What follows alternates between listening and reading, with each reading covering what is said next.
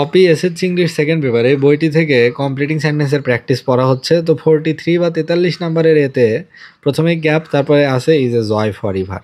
তাহলে এটা হবে a thing of beauty is a joy for river.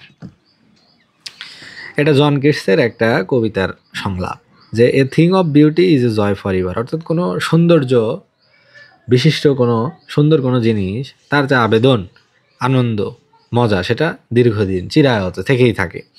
B নাম্বারে প্রথমেই গ্যাপ, তারপর আছে বিউটি ইজ ট্রুথ। এটা হবে যে ট্রুথ ইজ বিউটি, তারপরে বিউটি ইজ ট্রুথ, যে সত্যই সুন্দর, সুন্দরী সত্য। সি নাম্বারে বলছে it is beauty that attracts, ATTRACTS, attracts all, অর্থাৎ সৌন্দর্য সবাইকে আকৃষ্ট করে।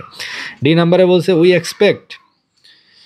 Expect to get success in life, অর্থাৎ জীবনে সফল হওয়ার প্রত্যাশা আমরা করি। ই নাম্বারে বলছে উই ডু নট নো, আমরা জানি না হোয়েন শি উইল অ্যারাইভ, সে কখন এখানে এসে পৌঁছবে আমরা এটা জানি না।